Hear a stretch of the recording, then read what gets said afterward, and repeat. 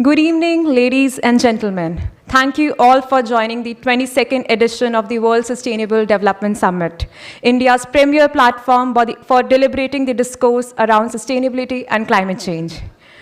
Before we commence the session today, a brief safety announcement during the event here at the Stein Auditorium. TERI is Health, Safety, and Environment Certified Organization. In case of any untoward incident like fire evacuation is required, you are required to exit from this auditorium through the fire exit gates nearest to you without any panic. There are 7 exit gates for this auditorium, 4 on the ground floor, right, left, and 2 main entrances. There is 1 exit on the stage and 2 exits in the balcony, which are also the entrance to the balcony. In the case of fire, fire marshals will take positions in the aisles and exit gates to help you evacuate. As we proceed further, it is my great privilege to host you all on behalf of entire WSDS and TERI. My name is Riya Malhotra, and I will be introducing a fantastic line of speakers who are all experts and great leaders in their respective fields for this session on nature-based solutions for addressing climate vulnerability and ensuring food security. The moderator for this session is Dr. Kiran Kumar Sharma, Senior Director, TERI. Welcome, sir. Dr. Sharma will summarize the session proceedings in the end. Without further ado, I would now request His Excellency, Mr. Nasir Ahmed, Minister of Environment, Sri Lanka, for the ministerial address. The floor is yours, sir.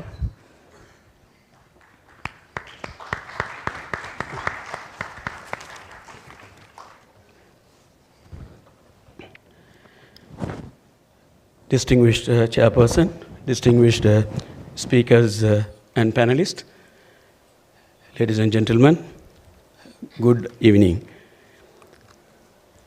It is my great honor and privilege to be invited to address this prestigious summit in its 22nd version. I must, at the outset, congratulate TERI for their over 2 decades of mission and the immense contribution to the body of knowledge of sustainable development and transforming the summit into a global standards and reputation. Distinguished ladies and gentlemen, the world is at crucial juncture. The global economy is showing all signs of a recession. Extreme climate events have started adding fuel to fire, aggravating the problems faced by the mankind than ever before. We have dissociated ourselves with nature. The unprecedented destruction of the environment, camouflaged under the name of development, is paying the price. We all are responsible parties for this, and more importantly, we all are victims.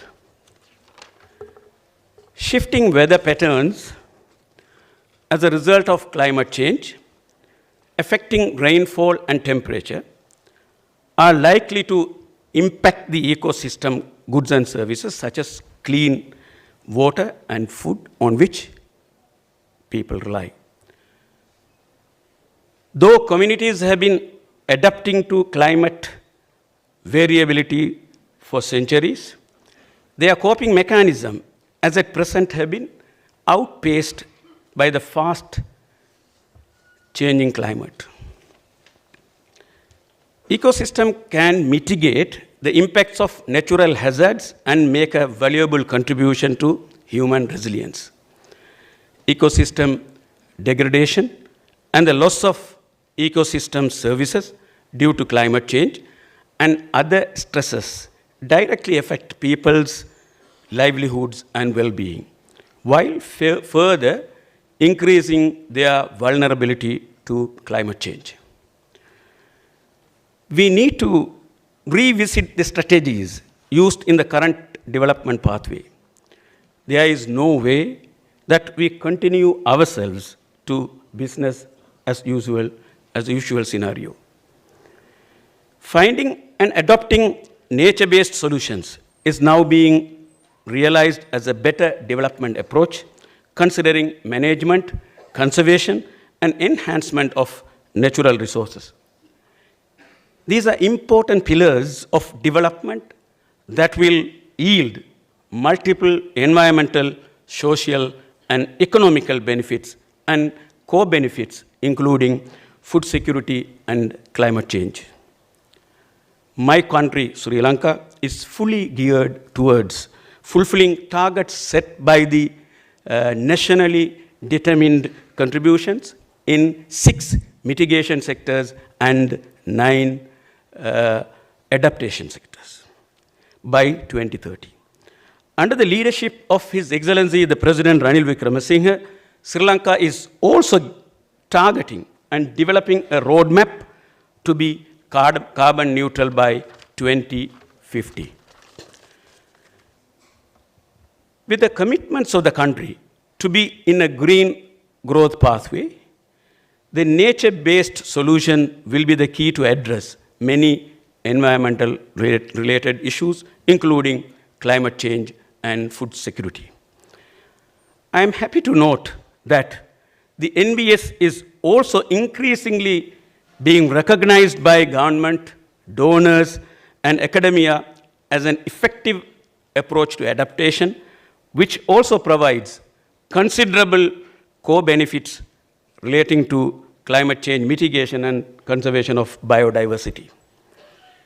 The NBS is considered as one of the significant approaches to assist communities in adapting to climate change. The NBS span many activities and adaptation outcomes, including mangrove restoration to buffer against storm surges, watershed management to protect against droughts and floods, rangeland ecosystem management to prevent desertification, and sustainable management of fisheries and forestry resources to alleviate threats on food security. Furthermore, NBS can be effectively be utilized as integral to adaptation strategies at global, national, and local levels to achieve the sustainable development goals, reach global biodiversity targets, and effectively address climate change. There are, however, various gaps in our knowledge and understanding of the implementation of NBS, which indicates that the information of success and failures in NBS in climate adaptation needs careful documentation. The integration of NBS into policy frameworks is gradually emerging, including in Sri Lanka. However, we must admit that further support is required to bring this line of thinking at the policy level in countries both at adaptation and mitigation segments in new policy formulation or updating existing policies. Mainstreaming NBS at national level indicates that the relevant aspects will be considered in key climate change and development policy instruments and budget allocations across different governance levels. Developing countries like Sri Lanka, with the support of NGOs and INGOs and participation of national and foreign experts, have successfully embarked on community level planning in implementation of the development projects using NBS. Such community participation is a requirement for sustenance of projects and community involvement to ensure ownership and shared benefits. Distinguished guests, the NBS approaches have been outlined to better manage ecosystem for food security given the climate change, including managing soil, improving agricultural biodiversity, using local and scientific knowledge, providing farmers with better access to new technologies, and establishing payment for ecosystem services schemes. Finally, I must reiterate that agriculture and livelihood of people in steep lands of South Asia is vulnerable to climate change. And adaptation measures.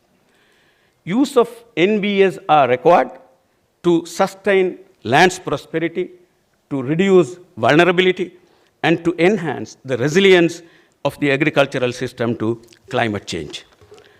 Sri Lanka's philosophical heritage, enriched by the teaching of Buddha, has always encouraged us to balance ecological concerns with human needs. Human must be in sync with nature rather than work against it. We understand that confronting the triple plenary crisis requires a more resilient approach to producing, processing, marketing, consuming, and disposing of goods that originate from agriculture, forestry, or fisheries. And that is why we are all here today to learn from the best practices across the world. And in that regard, Sri Lanka looks forward to work together towards a global food system with sustainability and resilience at its core. Thank you very much.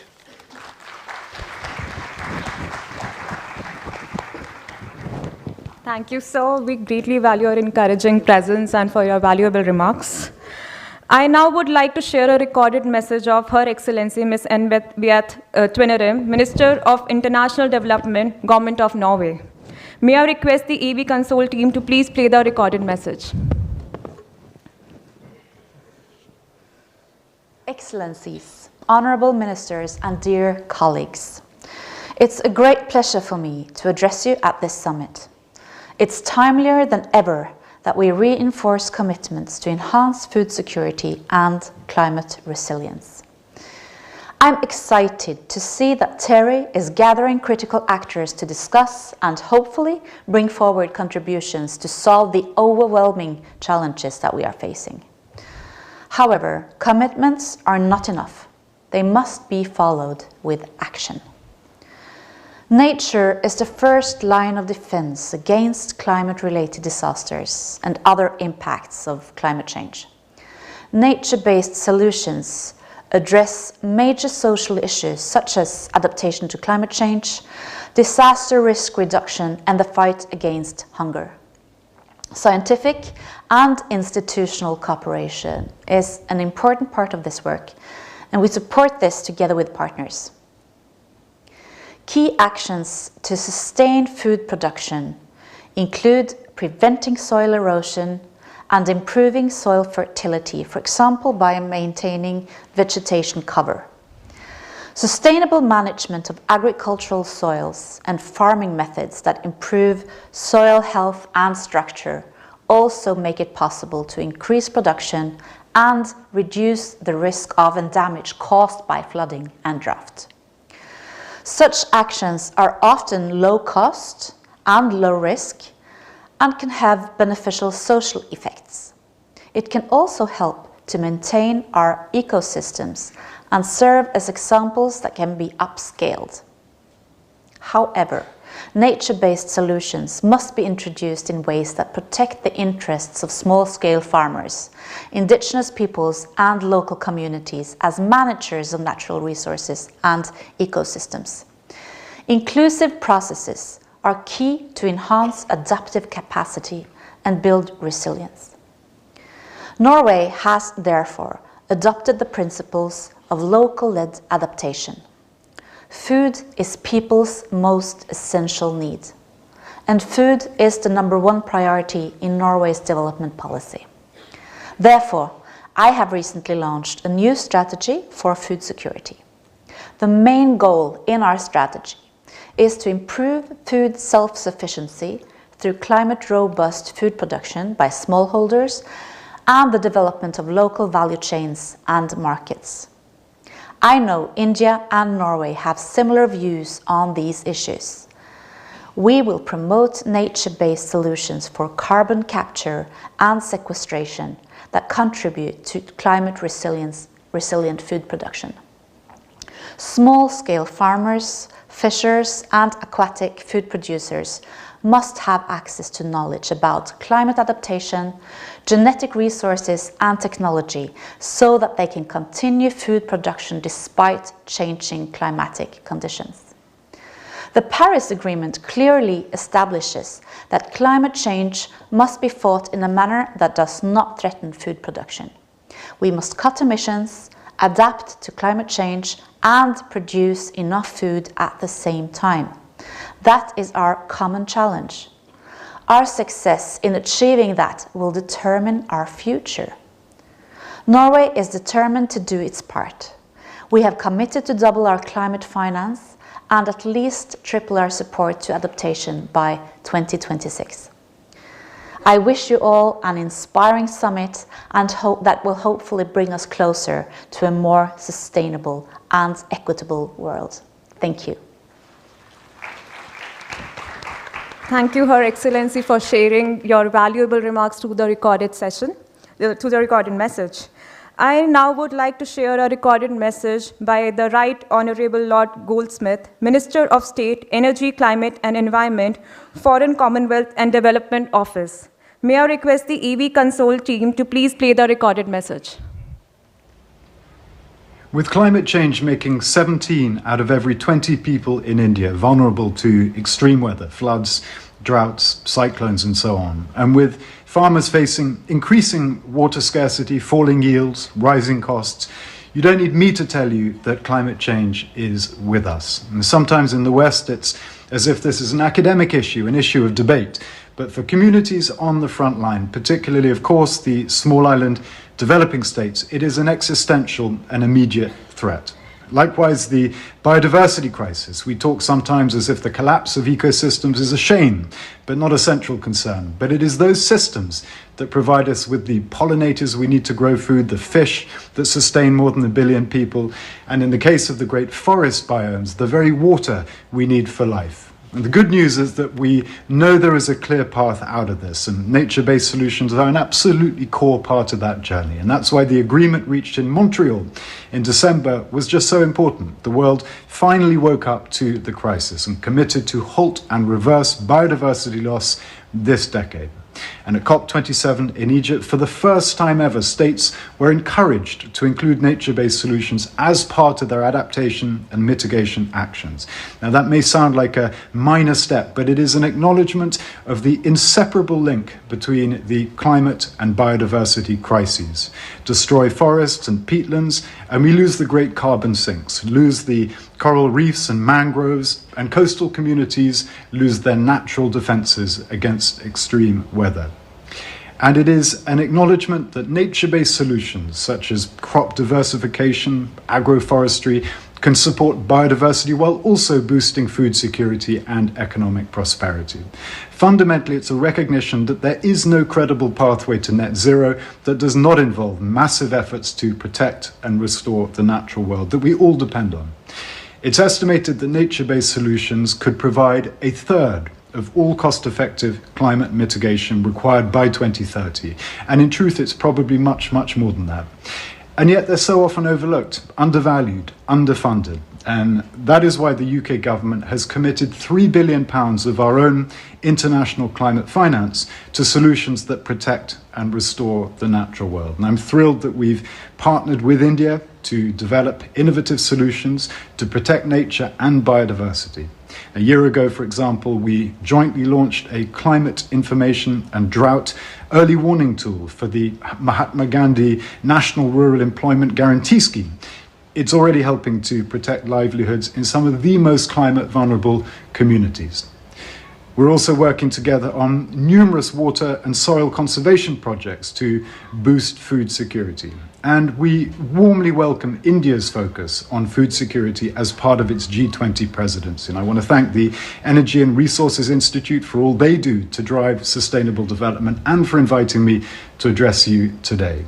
The climate and environmental crises are fundamental drivers of food insecurity, and unsustainable land use is a fundamental driver of the climate and environmental crisis. And we will only overcome these interlinked challenges and achieve sustainable development with the courage, determination, and honesty from governments, businesses, investors, and individuals. Thank you so much for what you're doing. Thank you so much, sir, for your valuable remarks through the recorded message. We also have His Excellency Mr. Christophe Gueux, Secretary in the French MEA, Department of Sustainable Development, who is virtually connected with us. But unfortunately, there are some technical issues going on at the back end. So we'll just proceed with the global leadership session for now. I would now like to call upon stage Professor Lindiwe Sibanda, Chair, CGIAR System Board, for the global leadership address. Over to you, ma'am.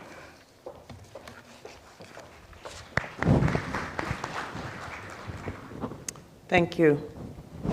It's a great honor to be here today representing the CGIAR, the world's largest public agricultural research network.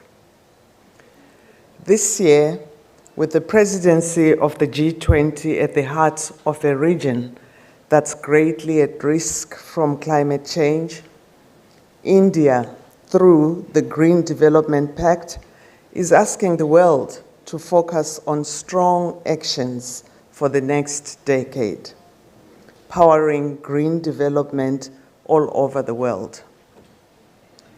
You probably noticed that we have moved from the 20th to the 21st century.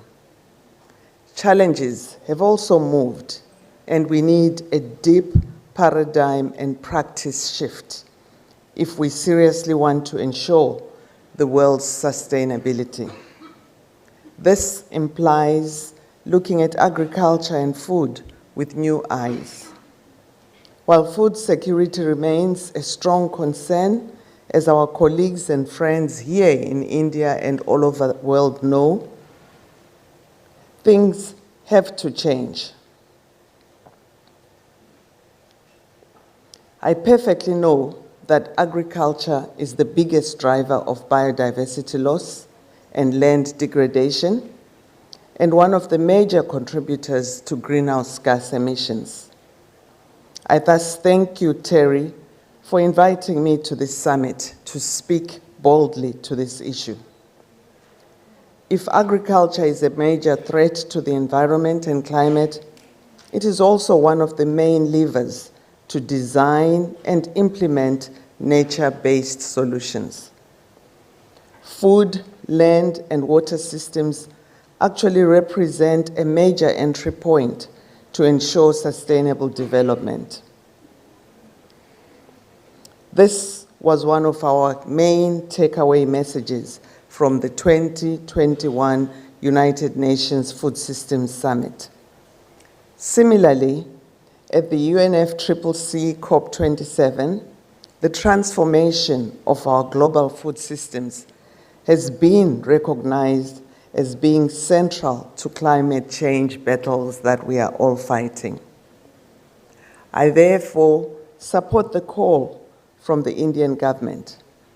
I do consider the transformation of food, land, and water systems as being key towards ecosystem and human health, social justice, and political stability, with nature-positive food production being an essential component for such a transformation to take place.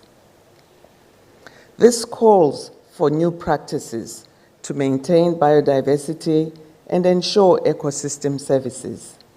In short, healthy ecosystems are required to ensure productive agriculture and nutritious food, and agriculture should reciprocally ensure healthy ecosystems and biodiversity richness.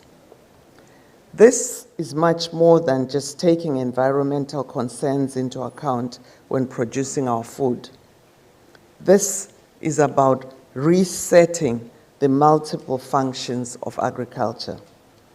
With humility, I want to say to you, the CGIAR is ready to address the future and the current challenges. I talked about a paradigm and practice shift. This applies to us. New technologies, but also new knowledge that supports constructivism, processes and decision-making through socialization, and collective intelligence bottom-up. New ways to interface with decision makers through adapted institutional and partnership arrangements and foresight with farmers at the center of what we do, particularly the smallholder farmers.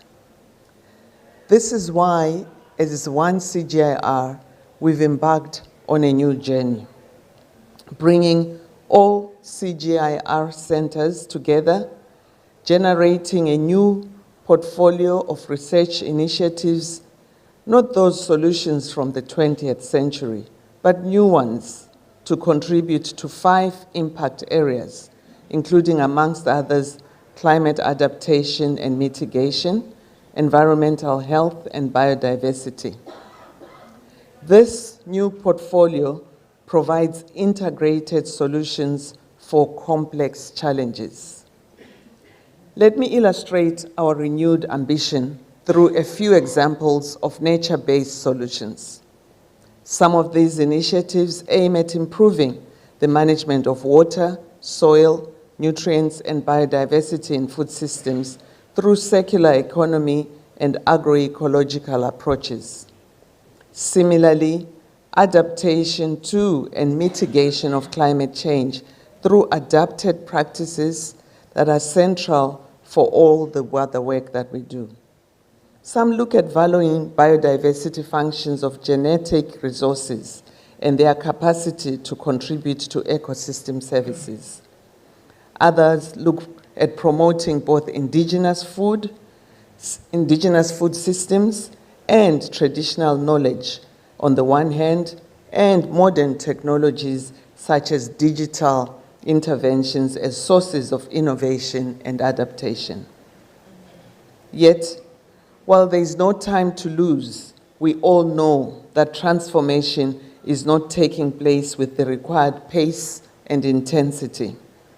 As a consequence, we also need to identify and understand the lock-in, the barriers, the obstacles through specific research activities that may contribute to policy design and system transformations that we desire.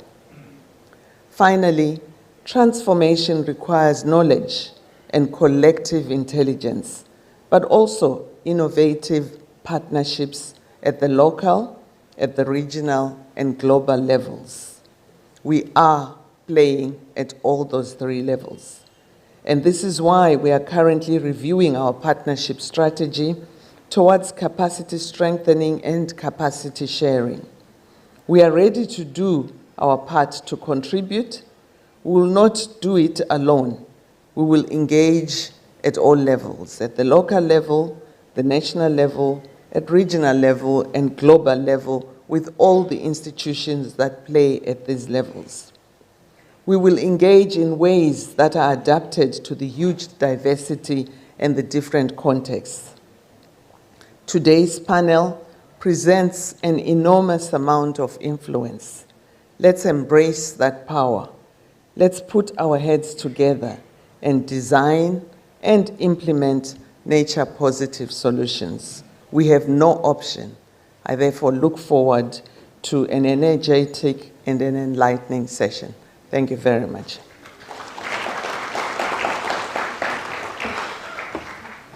Thank you for your insightful remarks, ma'am. May I now invite His Excellency, Mr. Christophe Gueux, Secretary in the French MEA, Department of Sustainable Development, who is virtually connected with us. Welcome, sir. Ladies and gentlemen, first of all, let me thank the Energy and Resources Institute for inviting me to intervene in this session. Nature-based solutions are a key tool that make it possible to combine the preservation of biodiversity, the fight against climate change, and human development. Through this, they promote co-benefits and help to avoid trade-off between climate, biodiversity, and sustainable development actions. To unlock their full potential, it was important to ensure that a clear understanding of what they encompass. In that regards, the adoption of the definition of nature-based solutions adopted at the last United Nations Environmental Assembly last March was a key milestone to ensure a common understanding of this concept, in addition to the publication of the IUCN International Standard. This was especially important since the concept has sometimes been misused, creating confusion on what they exactly encompass. Nature-based solutions provide multiple co-benefits. They are key enablers to improve the resilience of societies to climate change. By reducing global greenhouse gas emissions, they help to avoid future climate-related disasters. When implemented in disaster-prone areas, they have the potential to mitigate disasters' worst consequences. For example, the protection and restoration of mangroves provide a natural defense against storm surges, tsunami, sea level rise, and erosion. The development of nature-based solutions should, in this regard, be promoted as a key component of our collective response to climate-related losses and damages. Nature-based solutions will also play a key role in the implementation of the coming Montreal Global Biodiversity Framework adopted last December, in particular for targets that are particularly dear to French, such as the protection of 30% of land and 30% of seas, the restoration of 30% of degraded ecosystem, the recognition of the role of biodiversity for fighting climate change, the increase of agroecology and other agriculture practices positive for biodiversity. Nature-based solutions also that have strong potential to make our food systems more sustainable and resilient. The promotion of nature-based solutions is at the core of our international strategy for food security, nutrition, and sustainable agriculture, which aims notably at developing sustainable agriculture and food systems. We do so in particular through the promotion of agroecological practices, which mostly rely on nature-based solutions. France is glad to see that India is promoting mangrove protection, as well as nature-based solution and ecosystem-based approach in the G20 framework. France also commends India for taking the leadership with the Coalition for Disaster Resilient Infrastructure and stressing the topic of resilience in the G20 Sherpa and finance tracks. You can count on France's engagement in those tracks and more generally to support the implementation of nature-based solutions on the ground. On the climate side, the promotion of nature-based solutions are part of our climate finance commitment. France is providing its fair share by delivering 6 billion euros per year for climate action in developing countries, including a third for adaptation. Our effort to support vulnerable countries cope with the multiple shocks they face should, however, be strengthened. In this regard, the summit to be organized this June in Paris will help identify innovative sources of finance to support most vulnerable countries. This work will, of course, be strongly connected and coordinated with G20, G7, and COP28 presidencies. France also stands ready to support developing countries in their implementation of the coming Montreal framework, and in particular, mega diverse countries such as India. France has already announced that it will double its biodiversity finance to reach 1 billion euros by 2025. We are also working towards the alignment of our official development aid with the objective of the GBF, as we did with the Paris Agreement.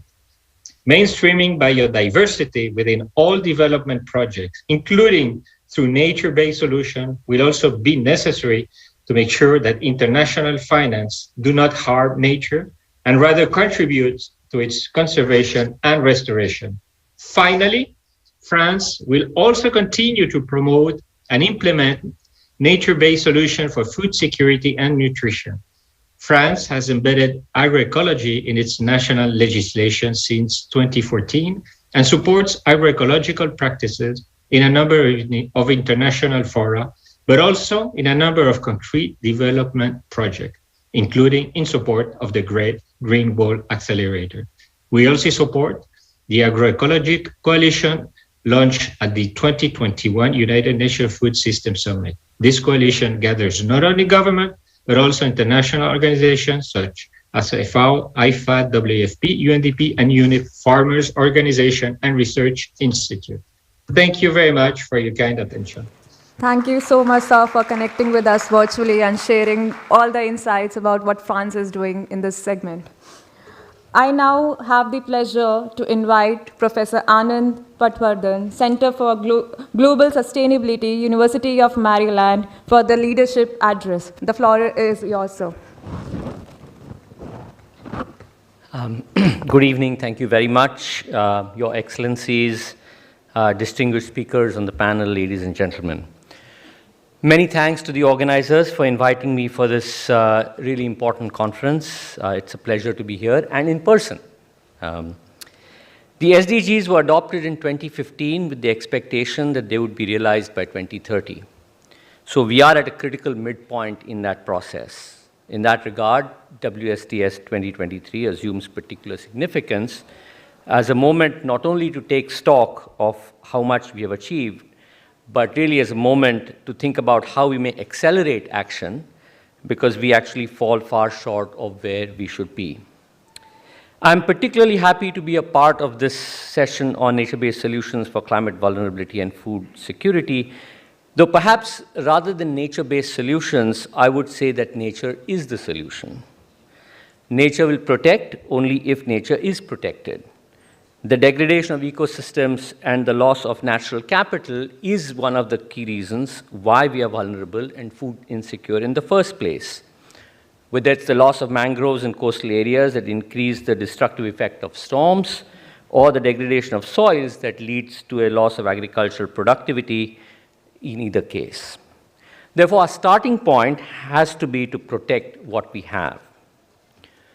Beyond protection, we have to restore what we have lost and then enhance and strengthen for our continued well-being.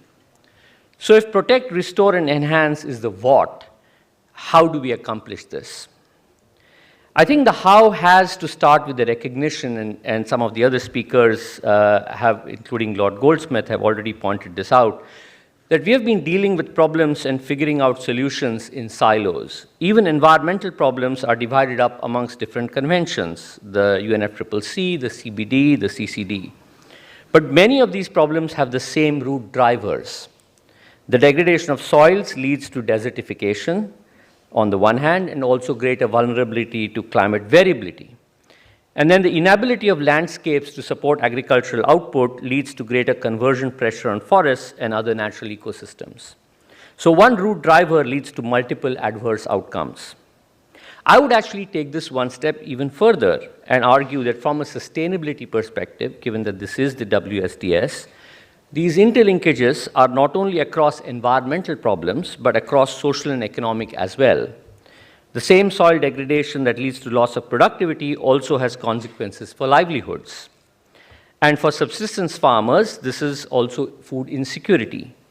The inability to generate adequate returns means that agriculture becomes unviable, especially for smallholder farmers, leading to migration, and so on. Just as these problems we face are interlinked, the solutions to these problems need to exploit these interlinkages. We often talk about the food, energy, water nexus. But perhaps in terms of solutions, another nexus, a better nexus, might be the food, health, livelihood nexus.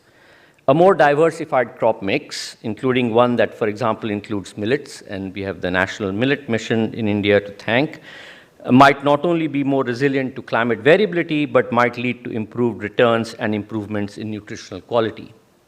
Another example of a nexus solution is urban green spaces, which can help with stormwater management for urban floods, reducing urban heat islands and cooling demand in summer, and also critically figure in urban redevelopment because it has been shown quite conclusively that they increase the value of property and increase the social and environmental amenities for city dwellers.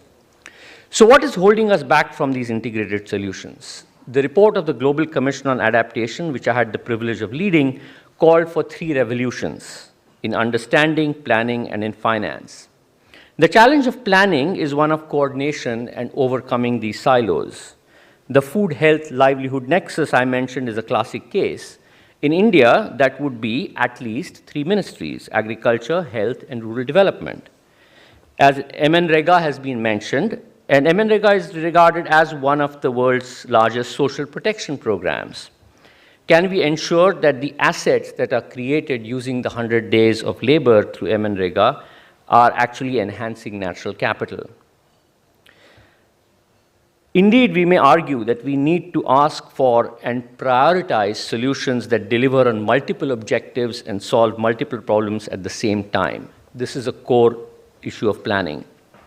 The GCA report I mentioned earlier conclusively demonstrated the triple dividends from investing in resilience and adaptation. These triple dividends come from avoided losses, increased economic activity due to risk reduction, and social and environmental co-benefits. For example, protecting mangroves and improving dryland agriculture, crop production had benefit-cost ratios in excess of 5:1. And we have found that these triple dividends are particularly pronounced for nature-based solutions. So if the economics of NBS are attractive, why don't we see more of it? And the challenge is of converting this into finance and financing models. Many of these benefits of investing in resilience are future, contingent, and uncertain. For example, the first dividend. The second dividend is often a private benefit, very dispersed, hard to aggregate. And the third dividend is often non-market or a public good. So these benefits are real and large, but much harder to convert into financial returns to capital, especially private capital. And I think this is a key issue that will have to be solved through routes of blended finance and figuring out the right kind of financial intermediation. Finally, there's a critical issue of understanding and knowledge. There are many, many examples of experiments, including some at scale, whether it's zero-budget natural farming in Andhra Pradesh or organic farming in Sikkim or a range of regenerative agriculture and agroecological practices. These need to be studied, evaluated, and evidence generated, recognizing that different audiences may have very different needs and expectations with regard to evidence. For example, the use of NBS in infrastructure needs standards and codified practices that places them at the same par with hard or structural infrastructure options. And this requires research that looks perhaps very different from our traditional conceptualization of research, research that is action-oriented and focused on learning by doing and learning while doing. In this regard, I'd like to point to the work of the Adaptation Research Alliance, which was launched a couple of years ago at COP26 in Glasgow, and which has 170 plus members now, including, I'm very happy to say, the Bill and Melinda Gates Foundation that's represented on this panel, which is working on trying to catalyze greater investment in action-oriented research that will generate the evidence we need. Finally, I would like to conclude that the term NBS unfortunately conveys the impression of simple single technological fixes and presupposes a concept of nature and society as separate from each other. As our Honorable Minister has reminded us, in many cultures, including ours here, we have a rather different perspective where we don't see nature and society as being distinct, but rather we are an integral part of nature as nature is of us. Thank you very much. Thank you so much, sir, for your insightful remarks. I now would like to share a recorded message by Dr. Masahide Kimoto, President, National Institute for Environmental Studies. May I request the AV Console team to please play the recorded message? Distinguished guests, fellow researchers, ladies and gentlemen, my name is Masahide Kimoto, President of National Institute for Environmental Studies, Japan.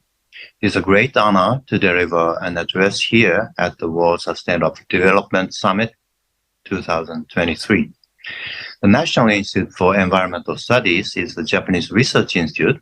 We play a central role in addressing environmental issues by covering a wide range of research fields in an integrated way and from local to global levels for 50 years. In 2021, our international collaborative research indicated that we would face serious climate impacts on global crop production earlier than previously expected.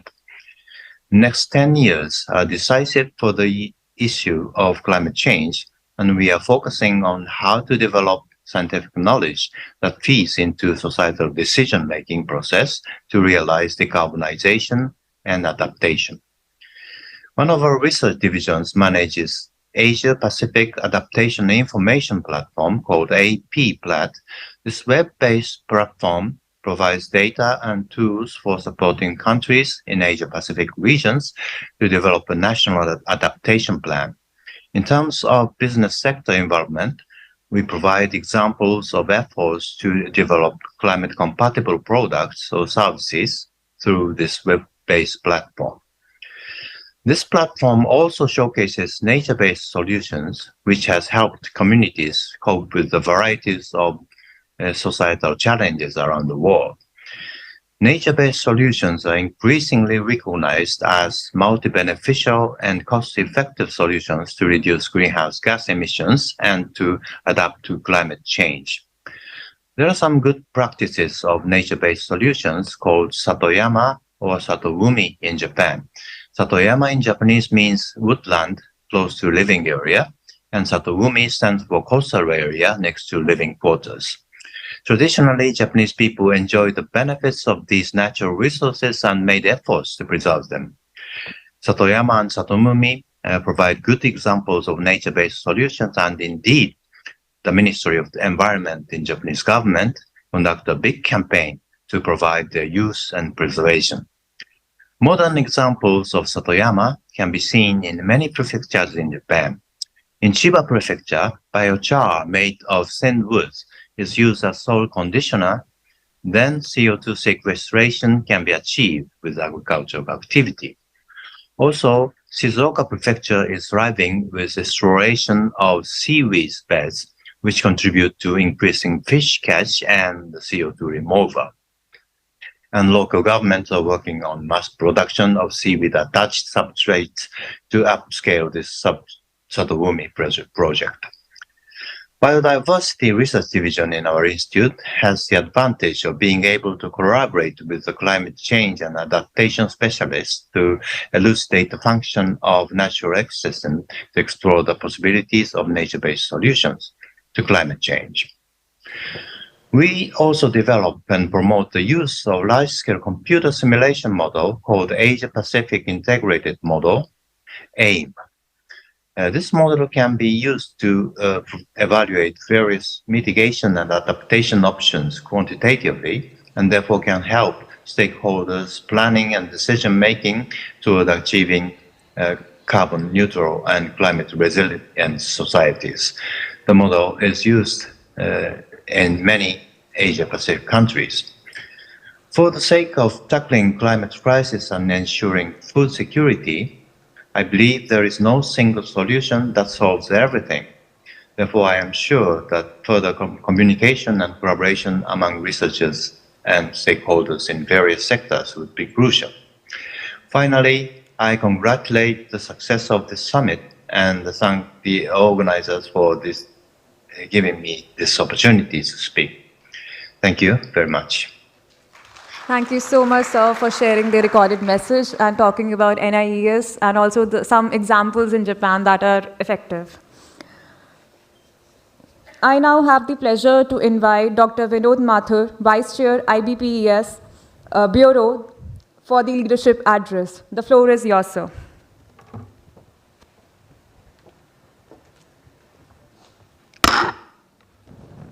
Excellencies, honorable dignitaries on and off the dais, friends and colleagues. A very good evening to all of you, and many thanks for inviting me be part of this very important session on nature-based solutions, climate and food security.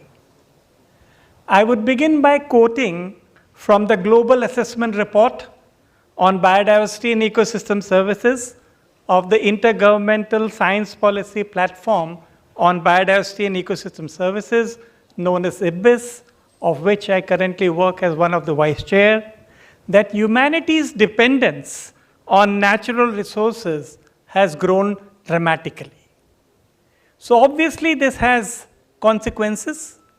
At the same time, the capacity of nature to provide these resources is being severely diminished and compromised due to accelerating rates of biodiversity loss and a host of other causes. And therefore, I would like to say that there is an urgent need of doing three things in particular. One, incentivize environmental responsibility. Everyone has to be responsible for the environment. We also need to reduce and remove perverse subsidies, particularly in the agriculture sector, and we need to promote the nature-based solutions. And I think this is precisely the reason why we are devoting our time and effort in discussing NBS issues and challenges in this important summit. And I would like to quickly add that nature-based solutions and nature-friendly solutions, both of them are indeed the most cost-effective ways of meeting the Sustainable Development Goals. It won't be out of place for me to reiterate that these nature-based solutions encompass actions spanning protection, sustainable use, restoration, in order to maintain and reestablish ecosystem services to solve societal challenges such as climate change, adaptation, food security, and biodiversity loss and climate gas emissions.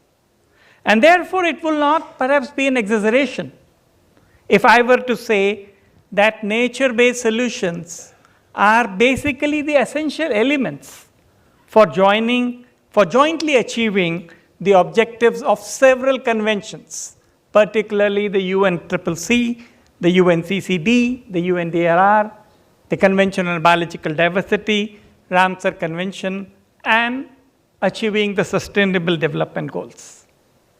To this, I would like to add that nature-based solutions have also to play an important role in the Green Development Pact.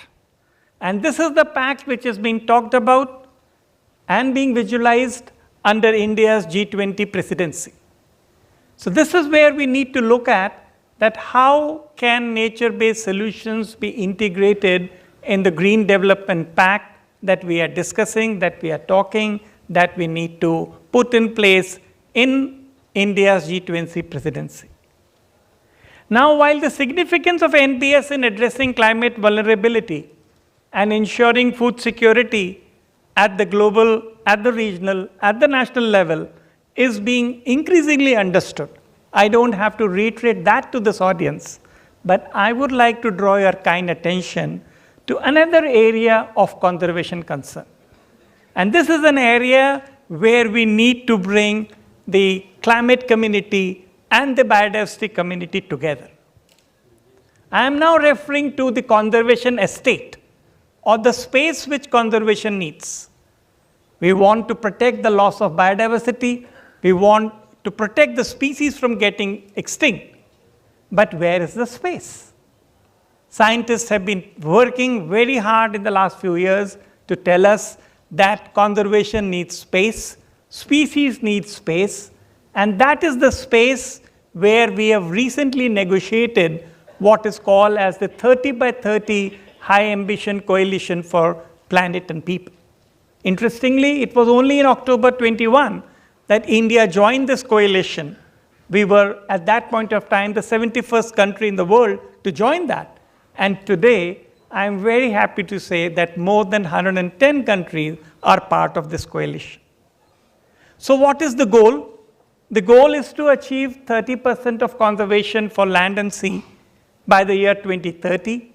And in the recently negotiated landmark judgment, in the 15th meeting of the CBD COP in Montreal, what is called as the Kunming-Montreal Global Biodiversity Framework, this has been accepted as a global target. Now, let me go a little further on that. While we do understand the protected areas in the form of national parks and wildlife sanctuaries, and we do agree that these are the cornerstones for biodiversity conservation. But then, I want to flag a little known and perhaps inadequately understood entity called the OECM, the Other Effective Area-Based Conservation Measures. The IUCN and the CBD have been pushing forward that countries need to expand their conservation state, and that is where we want to see that how do we identify additional spaces. And I would like to say that while we identify and designate the species and OECMs, these are undoubtedly the nature-based solutions which we would like to push forward. I am very pleased to say again that India is among the first few countries which has made a classification for OECM. We have developed a 14-category classification because we want to identify new lands. These could be terrestrial, these could be water bodies, these could be coastal and marine areas. Because if we need to move from our current 22% of conservation estate to the stated goal of 30%, we would need to find these additional spaces which we could designate as OECMs, and these are also the nature-based solutions which we want to put forward. Already we looked at the G20 countries. Almost half of them, or to be precise, 11 of them are part of the 30 by 30 nature-based coalition or the high ambition coalition for nature. So parallelly, there is already an understanding. All we need to bring in the convergence that as we identify areas, as we identify spaces, as we designate them as OECMs, these would be our call for combining that the nature-based solutions is what we need to push. And therefore, in the end, I would like to say that there is a need for bringing in greater clarity and rigor in both the concept and practice of NBS. We have almost settled the discussions on its definition, but we need to move beyond and do more homework on what is the concept and practice, especially in the context of the Green Development Pact that we are trying to develop. We also need solutions that are based on nature. Interestingly, you might say that nature-based solution already has nature in it. But I want to move forward, I want to move ahead on that to say that nature is fine. We need to also integrate culture in it because people are involved. You can't have just a nature-based solution based on nature. So it assumes, and it has to assume, that nature, culture, and then there are tenure issues.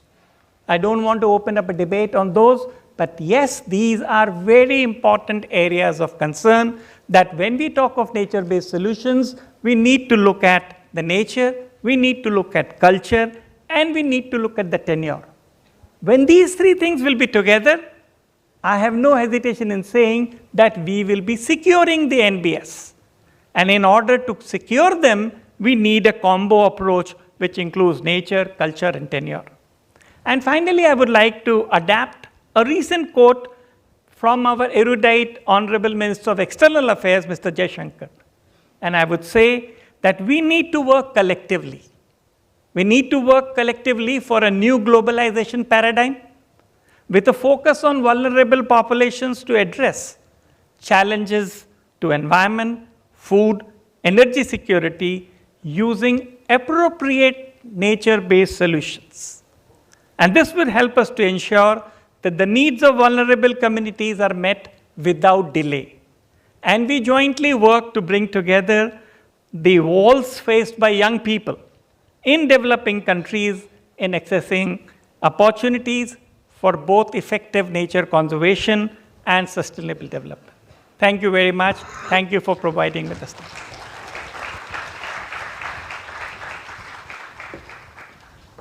Thank you so much, sir, for your insightful remarks. I would now like to call upon stage Dr. Purvi Mehta, Deputy Director, Global Growth and Opportunities, Bill and Melinda Gates Foundation, for the address. Over to you, ma'am.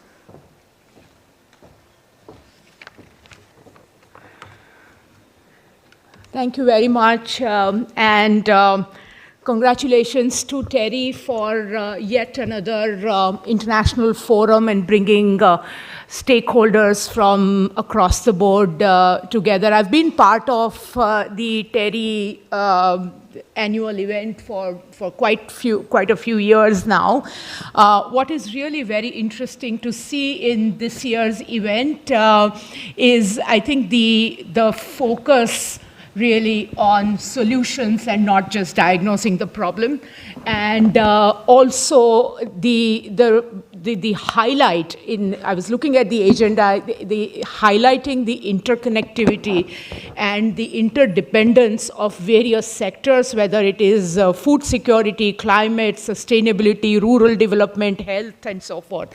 So congratulations to TERI, Dr. Dhawan, for this vision and for providing this very, very important platform. I think from the title, I'm going to pick two words. One is climate vulnerability, and second is food security. And I think when we look at these two issues in combine, between 2000, let me take it back a little bit, between 1961 and 2016, the productivity in the world, the agriculture productivity in the world has doubled, which is a remarkable progress in agriculture sciences. So the productivity, we have really done very well, and the productivity doubled. But if it wasn't for climate-related factors such as various abiotic and biotic stresses, the productivity would have been 18% higher. It is a very, very significant number when you see from a production side or the pre-harvest perspective. And one of the speakers mentioned that by 2030, the world poverty will swell by 130 million just because of climate change factors. And I want to add to what he said by saying that among these most vulnerable people who will be affected by climate change, at least 70% of these people are people who happen to live in developing countries and are dependent on agriculture as an important or an only source of their livelihood. So climate is not just an ecological issue, it is also an economic issue, and climate also is an equity issue. Smaller the farmer, Honorable Minister, you were mentioning about this, smaller the farmer, his or more importantly her, vulnerability towards the risk of climates is much, much higher. There is a very interesting saying here in India, in the state of Bihar, which is a very agriculture-dependent state. It's a very interesting saying that says, smaller the person, poorer the farmer, the dependence on Ram and Raj is the highest, which can be translated as dependence on God and governance, dependence on natural factors and the policies by the government. So smaller the farmer, smaller the land holding side, smaller the livestock herd, the vulnerability towards any of these climate factors and abiotic is much larger. So whatever solution we talk about, whether it is nature-based, whether it is conventional, whether it is non-conventional, whatever solution we talk about, as long as these solutions contribute towards reducing the vulnerability of this kind of agriculture system, increase the farmer's risk-taking capacity, and also giving that stability of income, which is going to be very important, I think is very important. And looking at the heterogeneous nature of agriculture systems, it is not about one technology or other technology. It is about combining various technologies and sort of having a collective action in terms of innovation and reaching out to the farmers. I am reminded of various technologies that are already available, and very interestingly, there was a lot of talk about climate finance, for example. A large number of climate finance, more than 80% of the climate finance so far, have actually been invested into diagnosing the problem, in finding out data as to what the problem is, what is the intensity, and so forth. There is very little investment that has gone, which hopefully is changing now, but very little investment in really trying to talk about the solution and trying to find the solution to that. And I'm reminded with Professor Lindy Way here, there are various technologies. For example, the heat-tolerant maize variety by the CGIAR, the HTM 2013. This is a technology, for example, it increased the maize yield by 1 ton per hectare, which translated into about $180 per hectare higher net benefit to the farmer, and is much more sustainable. So the point here, and there are certain such examples. For example, the thrust on thermostability in animal vaccines, which is so we will have to adapt to some of these changes that nature is sort of forcing upon us, and looking at it in a more sort of a holistic, bundled way as we look forward. So I always say, bundled innovation and blended finance is what we will require to really take this agenda forward. And I also wanted to kind of at the end also talk about bring in some good news, because I think not all news about climate change is bad news. One of the very good news that gives us a lot of hope is if one looks at the investments in agriculture in last 3 years globally, despite of COVID, despite of a lot of investment that was required in the value chain disruptions and so forth, more than 80% of the new money that has come in agriculture sector in last 3 years has been towards climate change. And therefore, I think it offers tremendous opportunity. If one looks just at the multilateral development agencies or development banks, in last 1 year, for example, in 2022, the total investment they brought into this sector is over $83 billion.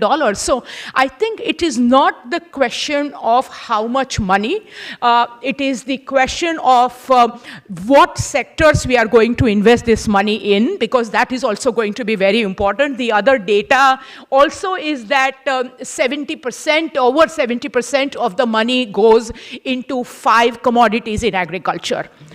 Diversification in commodities, whether it is diversification within crop sectors, diversification within crop, livestock, aquaculture, agroforestry, any of this, diversification has always been one of the fundamental way the farmer has dealt with risk. A smaller farmer would never depend on one commodity. They would always diversify their commodities and mitigate and manage their risk that way. And therefore, I think as we look at risk management, as we look at addressing vulnerability, diversification would be a very, very important component. And much more climate finance need to go into the diversification agenda. Much more climate finance needs into the adaptation agents.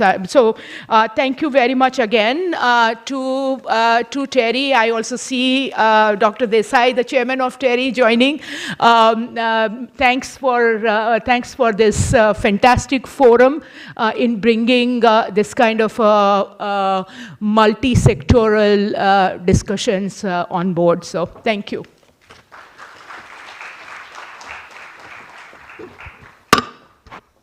Thank you so much, ma'am, for your insightful remarks and touching upon two very crucial topics of climate vulnerability and food security across nature-based solutions. Let us now move towards the science leadership address. I now would like to invite Professor Jan Zalashvich, Chair, Anthropocene Working Group International Commission on Stratigraphy. And I would also like to invite Professor Mark Williams, member, Anthropocene Working Group International Commission on Stratigraphy, who is connected with us virtually. They will be giving a joint presentation. Just one moment while we share our screens.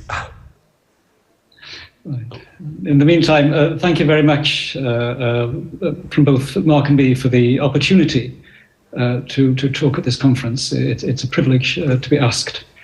And we hope this perspective will be of use. And it is a very general perspective that describes something of the state of the world today, how it is changing in a planetary context, in a geological context. So the next slide, please, Mark.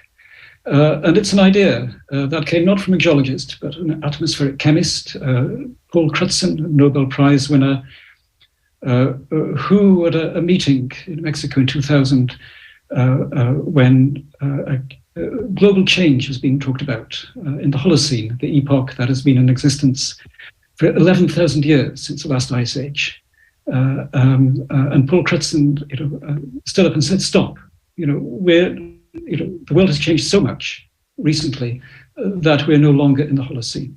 And on the spot, he improvised the word Anthropocene for this new planetary state.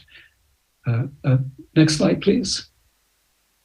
And Mark and I are part of an Anthropocene working group. It's a group of scientists. It's a very multidisciplinary group who are examining this idea, this new concept, as something that might become formalized and become part of the geological timescale to represent this new proposed planetary epoch. Next slide, please.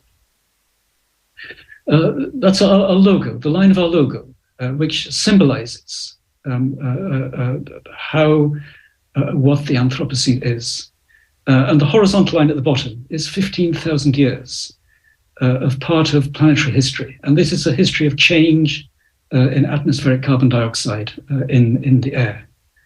And through all of that time, during which human civilization has grown and changed, that and many other planetary factors have remained stable. But in the last century or two, and particularly in the last 70 years, you can see the steep rise in atmospheric carbon dioxide, probably the steepest large rise in all of Earth history. Certainly the one that we're the only one we're aware of this speed and scale.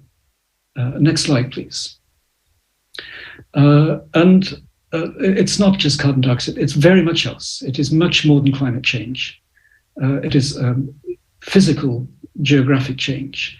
It's new materials such as plastics and concrete, pesticides, radionuclides, and a whole host of other changes which are impressing themselves geologically upon the planet and is changing the course, the trajectory of Earth history.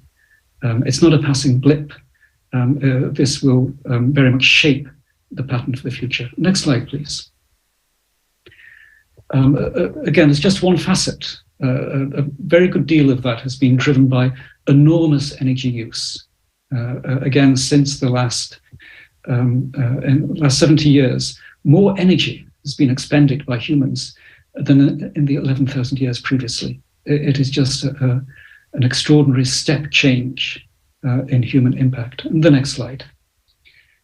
And the physical reality, again, is something to bear in mind.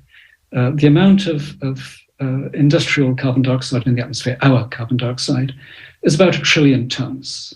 It's equivalent to a layer about 1 meter thick around the whole Earth, and now thickening at about 1 millimeter a fortnight. This is very much a trajectory that is ongoing and intensifying. Next slide, please. And of course, one of the great concern about that is that that is changing the heat balance of the Earth. So the Earth is now absorbing more heat than it's radiating. Most of it is going to the oceans at the rate that is equivalent of about 4 billion cups of hot tea being poured into the sea every second. Next slide, please. And that, of course, is having all manner of effects, biologically, physically, chemically. But again, with reference to the theme of today's conference, it will remove terrestrial space. Sea level is rising, now about 4 millimeters a year, and it seems now almost certain over the next few centuries, at least 2 meters of sea level rise will take place, which is something to work around. It's not so much a crisis that can be overcome, but a predicament, a new state of the Earth that we have to work within. And the most important part is of course, the biological side, which I shall now hand over to Mark to explain. Thank you, Jan. Jan's already talked about the way in which we consume energy. And I just wanted to start by flagging that we all know that there are now 8 billion humans on this planet, that more than 50% of us now live in urban areas, and that many of the solutions to consumption are going to be found by reconfiguration of those urban areas, because they consume something of the order of 70% of the energy on this planet, and they produce something of the order of 70% of pollution. So we also need to think about the role of cities as major drivers of the Anthropocene. And I just wanted to take stock of that figure of 8 billion and just compare our numbers with two of our closest relatives, and really make the contrast that, the chimpanzee and bonobos, there are about 250,000 chimpanzees and about 20,000 bonobos on this planet. They are our closest genetic relatives, and it means that you and I, as a single species, represent more than 99.9% of the numerical abundance of all primate species on this planet, which is a remarkable figure for any organism to dominate its group of organisms in that way.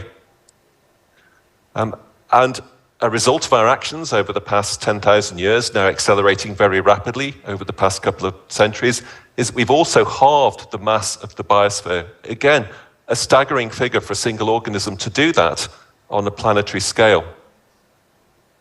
And we've profoundly reconfigured the Earth's surface, as we've been hearing about in many of the preceding talks. But I think it's worth emphasizing again that half of the habitable land surface is now utilized for farming. 3/4 of this is for animals and dairy, and about 1/3 of the other cropland is actually used to feed our farm animals. We've also strikingly modified the organisms within those human-made ecologies. This is what we've done to chickens over the past 70 years, and we consume huge numbers of them now. 63 billion are consumed every year, and chicken biomass alone represents 70% of the total biomass of birds on this planet, which again is a staggering figure. For Jan and I as geologists, we cannot see any time in the geological record of life on this planet when a single species has dominated the ecosystems in the way that humans have. And we've concentrated mass into our farm animals and into ourselves. Again, a staggering figure there, that 96% of the terrestrial mammal biomass is you and I and our domesticated animals, leaving just 4% for the rest of the terrestrial biomass of mammals. We've translocated species across this planet, and this is an increasing process. Now, tens of thousands of species which are helping to reconfigure ecologies, and one of them is the golden apple snail, which has its origins in South America, and which is now causing quite considerable damage to ecologies in Southeast Asia, especially those ecologies that are agricultural and have been human modified. This, of course, as many people have talked about in this session, leaves less and less space for biodiversity, and it risks a mass extinction. And indeed, if we examine some organism groups, if we were to look at mollusks, for example, snails and their kind of marine cousins, we're already in the early stages of a very, very significant extinction where we are losing many, many thousands of species. And of course, this will come to pass with many other organism groups. And that, of course, is very important for us because those organisms, both the plants and animals and the microbes, are the ones that also provide food and shelter and stability for us also. And those systems too will be very compromised if we continue along this present trajectory. So I've had many discussions about nature-based solutions, which was fantastic to hear, and it's fantastic to hear the support that that's getting at a governmental policy level, because it's so important. Because, of course, unless we learn to make space for the rest of nature, the biosphere will be very, very significantly compromised. And again, we've heard many discussions about the way that there are solutions to solving this problem. It does mean that we have to very fundamentally redesign our economies to be circular and regenerative. And it means especially also that we must reduce our energy consumption and try to design human ecologies that mimic natural ones, as many speakers have been talking about. I just want to emphasize again that much of that redesign must also involve cities and the way that we consume within cities, because cities are the driving engines of much of the change that we see in the Anthropocene. And then perhaps that way, the future record of the Anthropocene that Jan and I and many others have been trying to document over the past decade or so could be one that shows recovery and not damage. Thank you very much.